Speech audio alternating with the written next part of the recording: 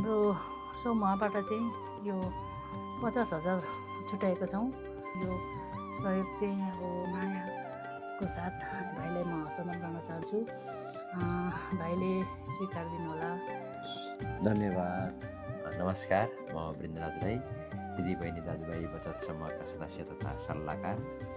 सदस्य श्याम पुलुङ राई तथा कोषाध्यक्ष हुनुहुन्छ। उहाँ चाहिँ दार्चुला दुम्लिङमा श्रमदान गर्न जाँदाखेरि उहाँको चाहिँ खुट्टा फ्र्याक्चर भएको छ र समूहबाट हामीले चाहिँ आफ्नो परिवार तथा विभिन्न पीडितहरूलाई सहयोग गर्दै आउँदाखेरि चाहिँ यसपालि आफ्नै परिवारलाई चाहिँ सहयोग गर्नुपर्ने अवस्था देखियो र उहाँको यो पीडामा हामीले चाहिँ केही गर्न नसके थोरै सानोतिनो अब मलमपट्टि लगाउने कोसिस गर्दैछौँ।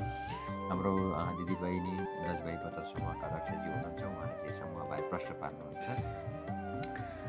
शिवा नमस्ते, म ईशा बान्ता राई र आज हामी दिदीबहिनी दाजुभाइ बचत समूहको तर्फबाट हामी दार्चुलामा बन्दै गरेको झोलुङ्गे पुल निर्माण गर्दाखेरि घाइते भएको, खुट्टा भाँचेको भनौँ हाम्रो श्याम भाइलाई चाहिँ भेट्न भनेर आएका छौँ।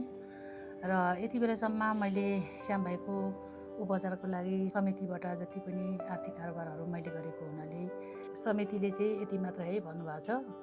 अझै पनि धेरै खर्चहरू लाग्ने भएको कारणले गर्दा उहाँको पनि आर्थिक स्थिति खासै छैन भनौँ न। अब सामाजिक काम एउटा गरिब दुःखीलाई सेवा गर्दै आएको 9 वर्ष 10 वर्ष भइसक्यो, तर त्यही पनि गर्न नसक्ने स्थिति भएको कारणले गर्दाखेरि चाहिँ अब श्याम भाइको दुःख हाम्रो दुःख हो।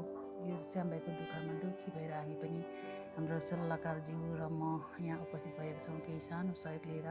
तपाईँहरूले पनि श्याम भाइलाई यदि आर्थिक सहयोग गर्नु चाहनुहुन्छ भने गर्न सक्नुहुन्छ, किनभने भोलिको दिनमा खुट्टाले हिँड्नु हुँदैन, काम गर्न नसक्दाखेरि अलिकति गाह्रो नै हुन्छ होला जस्तो लागेको छ। हाम्रो समूहबाट चाहिँ यो 50,000 छुट्याएको छौँ। यो सहयोग चाहिँ अब मायाको साथ भाइलाई म हस्तान्तरण गर्न चाहन्छु। भाइले स्वीकार दिनुहोला। धन्यवाद। र भनिन्छन् रगतको नाताभन्दा भावनाको नाता धेरै गाढा हुन्छ भनेर अझ मैले महसुस गरिरहेको छु।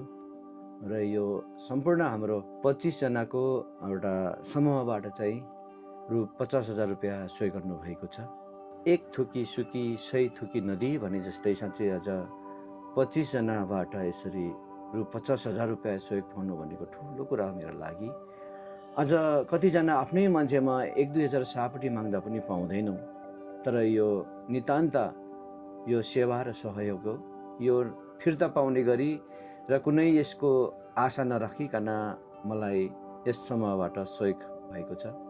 र विगत धेरै साल अगाडिदेखि नै जुन बेला हाम्रो ईशा बान्ता नाना जो अध्यक्ष हुनुहुन्छ, उहाँ साइप्रसमा रहनुहुँदा परदेशी दिदीबहिनी बचत समूह नामाकरण गरिकन उहाँले जुन समूह चलाइरहँदा पनि उहाँले प्रायः जसो गरिब दुखियाहरूको लागि धेर थोर सहयोग पठाइरहनुहुन्थ्यो, जुन सहयोग बाँड्दै दिँदै आइरहेको मै नै हुँ।